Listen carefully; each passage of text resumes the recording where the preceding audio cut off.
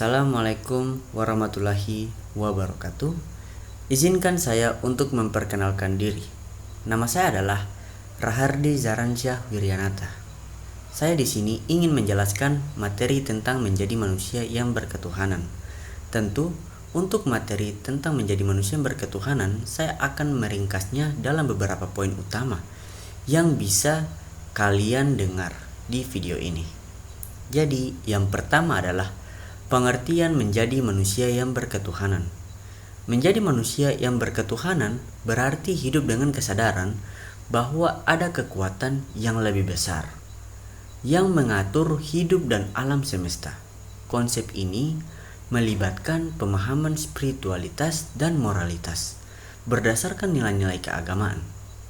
Dalam psikologi, ini bisa dihubungkan dengan konsep pemenuhan diri, di mana individu merasa terhubung dengan suatu yang lebih besar dan lebih berarti dalam hidupnya.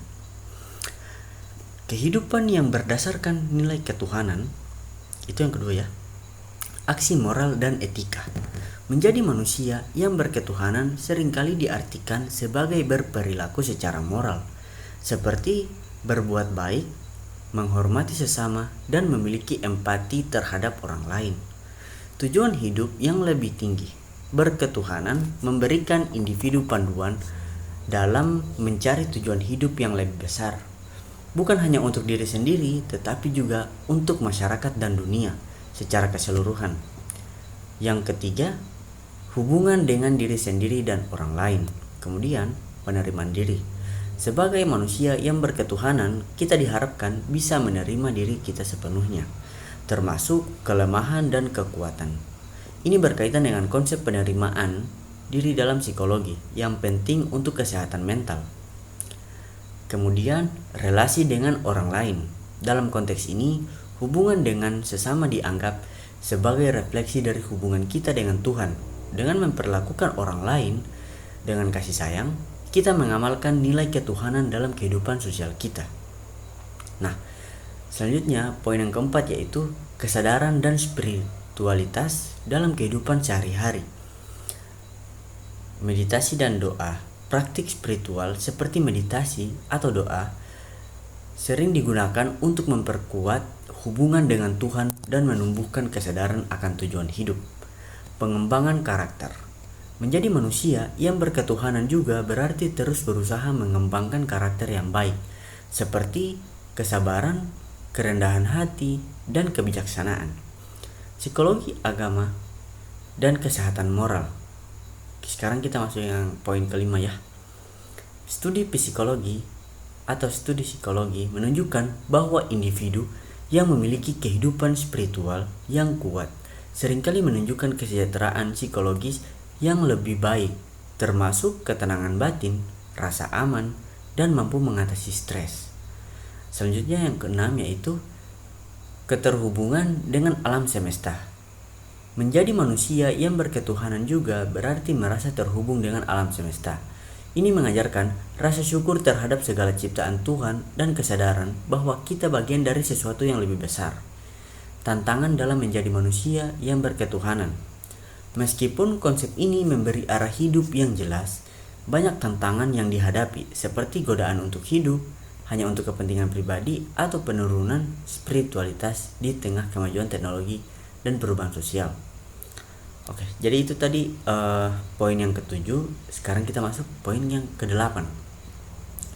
Menjadi mahasiswa yang berketuhanan berarti menjadikan nilai-nilai keimanan dan spiritualitas sebagai landasan dalam menjalani kehidupan akademik dan sosial. Mengintegritas nilai ketuhanan dalam studi, jadikan ilmu yang dipelajari sebagai sarana untuk mendekatkan diri kepada Tuhan. Refleksikan bagaimana bidang ilmu Anda seperti psikologi dapat membantu memahami ciptaannya dan berkontribusi pada kebaikan manusia. Kemudian, menjaga akhlak dan etika. Tunjukkan sikap yang mencerminkan keimanan seperti jujur dalam tugas, sopan dalam berbicara, dan rendah hati. Ini penting sebagai cerminan nilai ketuhanan dalam kehidupan sehari-hari. Kemudian, mengamalkan ibadah dengan konsisten. Jangan abaikan kewajiban ibadah seperti sholat, doa, atau kegiatan keagamaan lainnya meskipun sibuk dengan kegiatan kampus. Jadikan waktu ibadah sebagai momen penyegaran spiritual. Sebagai mahasiswa psikologi, Anda juga dapat mengaitkan nilai ketuhanan dengan membantu orang lain menemukan makna, menjaga kesehatan mental mereka, dan membangun hubungan yang harmonis. Yang kesembilan yaitu menjadi manusia yang berketuhanan dalam psikologi memberikan berbagai manfaat yang dapat mendukung kesejahteraan mental dan emosional seseorang. Makna dan tujuan hidup, keyakinan akan Tuhan dapat memberikan rasa makna dan tujuan hidup yang lebih dalam. Ini membantu individu menghadapi kesulitan hidup dan menemukan arah yang jelas. Keseimbangan emosional. Kepercayaan pada Tuhan seringkali memberikan rasa kedamaian dan ketenangan batin yang bisa membantu individu mengatasi stres, kecemasan, dan depresi. Praktik spiritual atau keagamaan juga dapat menjadi sumber ketenangan dalam menghadapi tantangan hidup. Dukungan sosial. Banyak komunitas agama menyediakan jaringan sosial yang mendukung, yang dapat memberikan rasa kebersamaan dan meningkatkan rasa saling memiliki. Dukungan sosial ini berperan penting dalam mengurangi perasaan kesepian dan meningkatkan kesehatan mental. Meningkatkan pengendalian diri. Keyakinan agama seringkali mendorong seseorang untuk mengendalikan diri, mengurangi perilaku impulsif, dan mengembangkan kebiasaan positif. Ini dapat berdampak pada pengelolaan emosi, hubungan interpersonal yang lebih sehat, peningkatan empati dan kebaikan. Berketuhanan seringkali mengajarkan nilai-nilai seperti kasih sayang, empati, dan tolong-menolong. Ini tidak hanya bermanfaat bagi orang lain, tetapi juga dapat meningkatkan kesejahteraan pribadi melalui rasa kepuasan dalam membantu sesama. Perasaan keamanan dan harapan. Keyakinan bahwa Tuhan selalu mendampingi, memberikan rasa aman dan harapan, terutama dalam situasi yang penuh ketidakpastian. Hal ini dapat mengurangi perasaan cemas dan meningkatkan ketahanan dalam menghadapi krisis. Dengan demikian, aspek spiritualitas atau keyakinan dapat memberikan berbagai manfaat psikologis yang mendalam. Yang ke-10 yaitu contoh nyata manusia yang berketuhanan bisa dilihat dalam kehidupan sehari-hari, baik dalam tindakan, sikap, maupun pemikiran mereka. Contoh yaitu seorang relawan kemanusiaan. Seseorang yang merasa terpanggil oleh keyakinannya untuk membantu sesama tanpa mengharapkan imbalan, seperti seorang relawan yang terlibat dalam misi kemanusiaan di daerah terdampak bencana. Mereka melakukan ini dengan penuh pengabdian atas dasar kasih sayang dan rasa tanggung jawab yang diajarkan oleh keyakinannya. Seorang pemimpin yang berintegritas. Seorang pemimpin yang memegang teguh prinsip-prinsip moral dan etika dalam menjalankan tugasnya berusaha jujur dan adil, serta memperhatikan kesejahteraan orang lain. Pemimpin seperti ini seringkali mengambil keputusan yang mengutamakan kebaikan bersama, bukan kepentingan pribadi.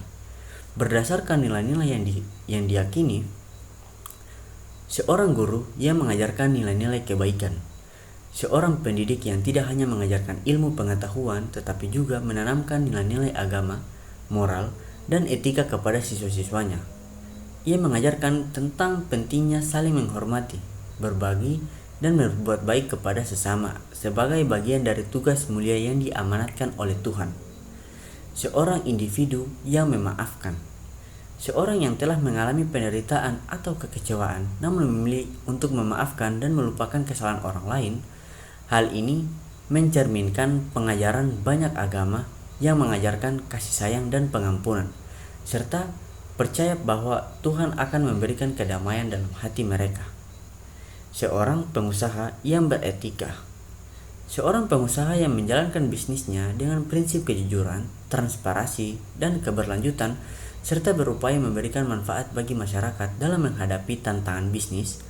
Ia tetap berpegang pada nilai-nilai keagamaan yang mengajarkan untuk tidak merugikan orang lain dan menjalankan usaha yang halal.